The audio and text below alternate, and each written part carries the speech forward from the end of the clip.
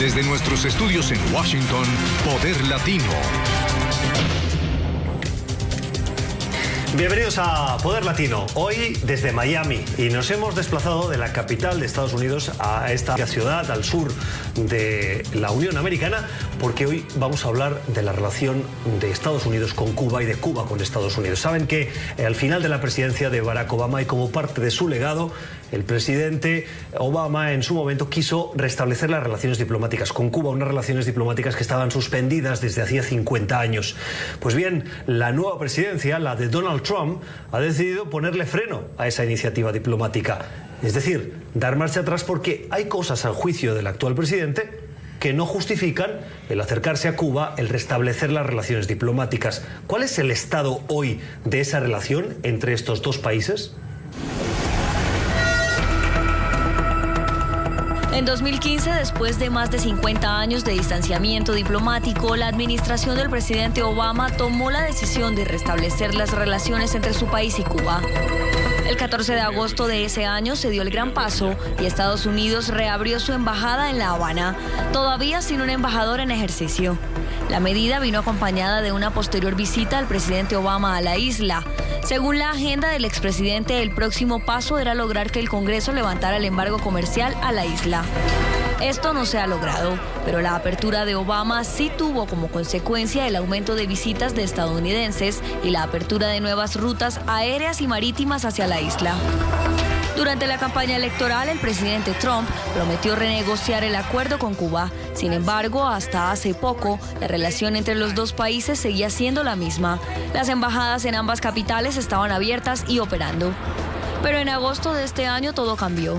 Según el Departamento de Estado de Estados Unidos, casi 2 docenas de diplomáticos en La Habana fueron afectados por una variedad de misteriosos síntomas médicos que incluyen pérdida de la audición y dificultades cognitivas. La conclusión del gobierno de Estados Unidos es que los empleados fueron víctimas de un ataque sónico. El Departamento de Estado retiró al personal no esencial de La Habana y emitió un aviso instando a los estadounidenses a no visitar Cuba. Además, la administración de Trump expulsó a 15 diplomáticos cubanos de los Estados Unidos. Aunque el gobierno cubano niega su participación en estos ataques, aumenta la incertidumbre sobre cuál será el futuro de la relación entre estos dos países. Ataques sónicos es probablemente la parte más informativa, lo que ha ocupado más tinta en las últimas semanas. Pero ¿cuál es esa relación? Vamos a analizarla hoy, la veíamos, la apuntábamos en ese vídeo y nos acompañan, y con quienes nos vamos a estar haciendo el análisis en esta próxima hora en Poder Latino, dos politólogos que les hemos pedido que nos acompañen. El señor Marcelino Millares, que es analista independiente, y usted es combatiente o excombatiente de Playa Girón. Señor Millares, gracias por estar. Estar con Julio y contigo. Julio, que es nuestro segundo politólogo, Julio Schilling, es analista conservador. Correcto. Muchísimas gracias por estar. Un placer estar contigo, con mi amigo Marcelino, y compartir con NTN 24 Poder Latino. Los cubanos aquí en la Florida, a pesar de estar en puntos distintos ideológicamente, todos son amigos, ¿verdad? Básicamente, sobre todo porque el papel que juega Miami, o sea, como la capital del exilio cubano y la segunda ciudad con más cubanos, la ciudad que más gradúa cubanos de universidades, entonces pues, tiene un papel sumamente importante, relevante en Cuba. Sí, y lo políticamente correcto en este momento es precisamente que, independientemente de los puntos de vista, tenemos que crear un gran frente común, una gran oposición, que es lo único que podrá resolver el problema cubano, bueno, nosotros los cubanos. Vamos a entrar enseguida en ese debate para entender dónde estamos, cómo ven desde aquí, desde Miami, esas relaciones diplomáticas, pero lo veíamos al inicio, la actualidad pasa por unos supuestos ataques que se han denominado ataques sónicos que han afectado a un conjunto de diplomáticos, más de 2 docenas de diplomáticos estadounidenses, que han tenido que salir por motivos de salud, según el Departamento de Estado, de la isla, porque tenían problemas auditivos, cognitivos, como consecuencias de un misterioso, como han coincidido en señalar diplomáticos y analistas, ataque que han sufrido ellos o sus familias cuando de manera oficial estaban en Cuba, representando a Estados Unidos de manera oficial. Diana Castañeda, como siempre, vamos a intentar ser precisos. ¿En qué consisten, Diana, esos ataques sónicos que ahora comentaremos aquí con nuestros analistas? Hola Gustavo, lo que se sabe hasta el momento de estos ataques, según las autoridades de los Estados Unidos, es que comenzaron a registrarse en 2016, cuando varios miembros del cuerpo diplomático que se encontraban en La Habana tenían síntomas de dolores de cabeza, mareos o también sentían que no podían estar dentro de un mismo lugar, ya fuera una sala de juntas o se estuviera en una reunión. Muchos de ellos comenzaron a sentir estos mismos síntomas y las autoridades de salud comenzaron entonces a hablar de que se trataba de un ataque específico, pero no hay una fuente que haya determinado exactamente cuál es el origen de estos síntomas o de estos ataques que afectaron a 24 diplomáticos en La Habana. Las fuerzas de los Estados Unidos, específicamente el Pentágono, llegó a financiar un programa, pero se trataba de explosiones de sonido muy amplias que son insoportables y básicamente la buscaban para utilizarse en la Marina, protegerse de ataques de piratas, también en algunos puestos del ejército y para dispersar marchas que se tornaban violentas. Pero esto es difícil que haya podido ocurrir en La Habana y sobre todo en estos casos. La posibilidad más factible es el ultrasonido, que no se puede detectar fácilmente por el oído, pero puede llegar a causar daños en el tejido si supera los 20.000 Hz. Hasta el momento, tampoco las autoridades estadounidenses han entregado más detalles del diagnóstico y la condición en la cual se encuentran estos 24 diplomáticos estadounidenses que estaban en ejercicio en Cuba. Muchas gracias, Diana. Cuestiones técnicas, como veíamos, de esos ataques. Señor Millares, ¿quién cree que está detrás? La hipótesis que yo tengo, y hay que tener alguna hipótesis porque no hay información, es que un segmento muy fuerte dentro de la nomenclatura cubana, combinado con los rusos que están con una agresividad tan grande que se metieron en las elecciones aquí. Los rusos están en una ofensiva internacional.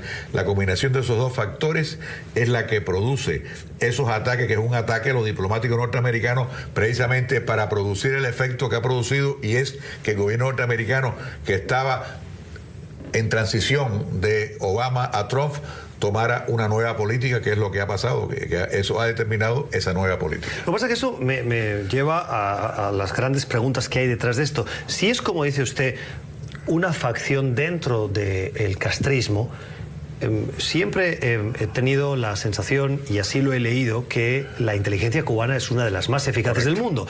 ¿Cómo puede ser que el mismo gobierno cubano no sea capaz de identificar a esos elementos? Claro, lo puedo responder, déjame responderlo y después. Yo creo que precisamente por eso enfaticé que es de un nivel muy alto dentro de la nomenclatura, cosa de que a Raúl Castro no le queda más remedio que aceptar a esa gente, porque hay una gran división, siempre la ha habido, entre los llamados fidelistas, que son los que están detrás de esto, y los raúlistas, que han sido más pragmáticos. Yo creo que detrás de tu sospecha, Gustavo, estás viendo lo que la apreciación que yo comparto, que eso es que el régimen castrocomunista tiene un poder monolítico en cuanto al control. O sea, estamos viendo el hijo de Raúl Castro, en efecto, a mando de la inteligencia castrista, su yerno comandando la economía cubana, su hija encargada de las relaciones públicas. O sea, tenemos una dictadura dinástica de corte totalitario. Entonces, nada ocurre, absolutamente nada, sin el consentimiento oficialista. Está perfectamente claro, la dictadura castrista posee el cuarto cuerpo de inteligencia en el mundo. Tiene una alianza estrechísima con Corea del Norte. Cuba, un pueblo bejucal que ahí hay cerca de una base de escucha de inteligencia, está lleno de norcoreanos. O sea, la alianza entre Cuba comunista y Corea del Norte es extraordinario, y Corea del Norte tiene un vínculo íntimo con China. La noción de que Corea del Norte está actuando completamente fuera de los prelados de los deseos de China comunista es un mito, le hace la guerra sucia a China. Entonces Cuba tiene un papel en eso importantísimo. Recordemos que Cuba estaba transportando hace par de años cohetería que las Naciones Unidas había prohibido en el barco Chongchongan, que fue interceptado en Panamá. Clara violación, y no ha pasado absolutamente nada. Lo que pasa es que eso me lleva a preguntarme, cuando hablamos de división, el hecho de que se hayan producido estos ataques y lo que demuestran es esa división interna dentro del castrismo, ¿cuán profunda es esa división? ¿Hasta qué punto Raúl Castro tiene que ceder o permitir, de acuerdo a lo que usted, señor Millares, explicaba ahora, para que su gobierno y el control de todo el aparato gubernamental no se resquebraje? Eso que parece tan grave, que es el ataque a diplomáticos extranjeros. Sí, yo creo que el hecho de que Raúl Castro lo haya permitido hasta este momento significa que esa facción es la que ha dominado en este momento lo que es la política exterior cubana. En la política exterior cubana en este momento tiende a seguir los lineamientos que dejó sembrado Fidel, que es aislarse completamente de los Estados Unidos y aliarse a Norcorea, a Irán, a China y a Rusia.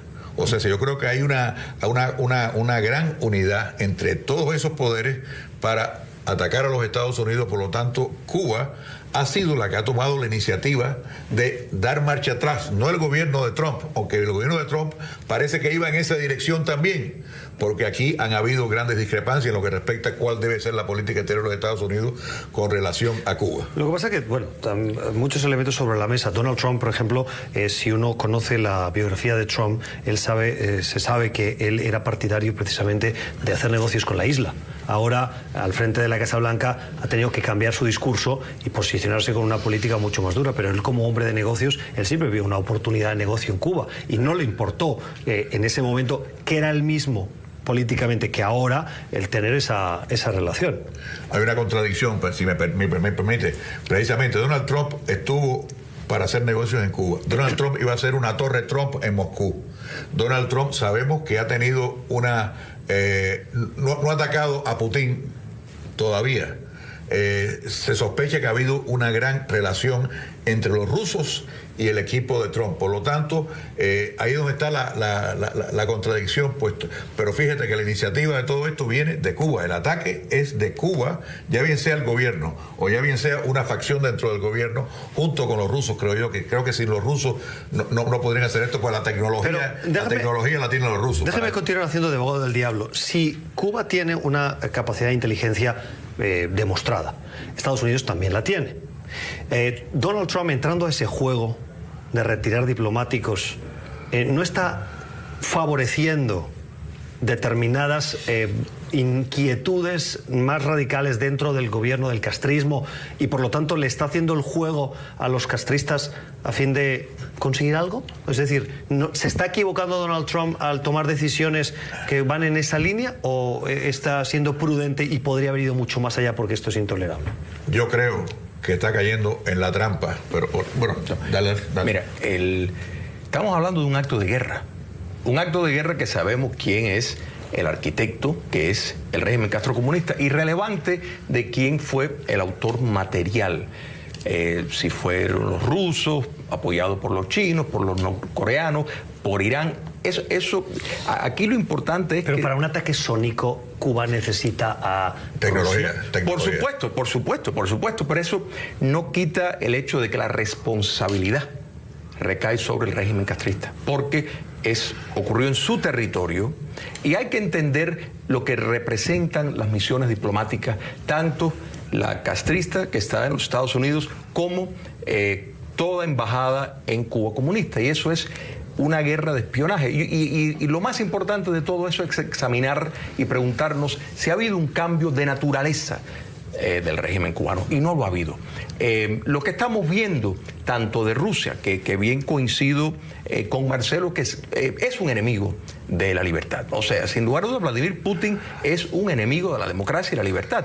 Está dirigiendo lo que él le llama una democracia dirigida, pero es realmente un autoritarismo con votaciones que permiten una tolerancia selecta a una oposición que no tiene ninguna posibilidad de alcanzar el poder. Entonces, sin lugar a duda, Rusia está buscando extender su influencia de nuevo. China no ha abandonado su deseo de extender una hegemonía con una guerra llevada de manera asimétrica, con cambios de la tecnología. Ahora, el atrevimiento lo que podemos hacer, la locura de cometer semejante acto, sí considero que la administración de Donald Trump ha actuado muy flojo. O sea, por mucho menos razones, en otra ocasión los Estados Unidos hubiera tomado otra acción, y esto envía un mensaje muy equivocado a Corea del Norte, a Rusia, a Irán y a China de la disposición de esta administración de tomar decisiones.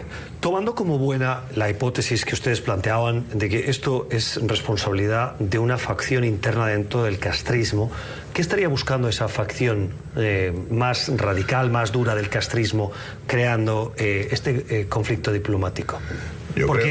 Para que nos entienda la audiencia y para que podamos tener todas las cartas sobre la mesa, hasta ahora hay un consenso de que quien realmente ha sacado más provecho de la apertura ha sido Cuba, no Estados Unidos. Por lo tanto, boicoteando algo que está beneficiando al gobierno de los Castro parece que no es como muy razonable. ¿Dónde está el problema? ¿Qué es lo que nos falta por entender en este rompecabezas? Una carta más que todavía no hemos hablado de ella, que es Venezuela. El envolvimiento que Cuba tiene realmente dentro de la realidad venezolana. Cuba está manejando la realidad venezolana. Por lo tanto, tarde o temprano, Cuba sabe que va a haber un rompimiento con los Estados Unidos, porque habrá un momento en que la inteligencia norteamericana le esté diciendo continuamente al gobierno, a la Casa Blanca, óyeme, esto es Cuba, y va a haber un rompimiento grande de relaciones diplomáticas en la medida en que Cuba siga metiéndose en Venezuela, y se va a seguir metiendo. En este momento sabemos que el petróleo que Rusia le vende a Cuba lo está pagando Venezuela, a pesar que Venezuela está en bancarrota. Pero Venezuela, aunque está en bancarrota, tiene mucho dinero, tiene ese petróleo para vender. Así que lo que Cuba ha hecho es coherente con la política de Cuba durante más de 50 años. ¿No sería más sencillo simplemente mantener la relación diplomática y estar en un segundo plano, aún teniendo una intervención dentro de Venezuela, pero sin implicar en ese juego de a dos a Cuba? Es decir, no afectar las relaciones diplomáticas porque benefician al gobierno de los Castro, de acuerdo a lo que dicen los analistas desde la apertura de Barack Obama en adelante, y dejar que el conflicto Venezuela-Estados Unidos tenga su cauce paralelo. Mira, yo no creo que podemos mirar lo que ha ocurrido con la guerra sónica del régimen castrista hacia los Estados Unidos como un caso aislado de una rama del poder político castrista. No, yo creo que es política de Estado. Y si dentro del Estado cubano hay individuos que bien lo pueden haber, que quisieran otra ruta, esos están invisibles en este momento, ni tienen ningún poder. Pero no podemos dar, y tenemos que dar un espacio, que a lo mejor la intención del castrocomunismo no fue dejar sordo, en otras palabras, a estos individuos. Se puede haber estado poniendo a prueba tecnología nueva con alta capacidad de escucha que tuvo este daño colateral. ¿Me explico? O sea, porque sin lugar a duda esto ha puesto a la defensiva, y la reacción de los Estados Unidos pudo haber sido diferente. Ojalá que lo hubiera sido. Pero esto puede ser un efecto, una secuela que ellos no estaban contando, como una especie de tecnología nueva que no se ha utilizado y que se ha desarrollado, que llevan tiempo haciéndolo, y ahora es que estamos viendo los efectos. Estamos en Poder Latino hoy analizando esas relaciones entre Cuba y Estados Unidos y Cuba. ¿Dónde estamos? ¿Cuáles son las piezas que aún se mantienen vivas de esa herencia que intentó dejar Barack Obama? Ya volvemos.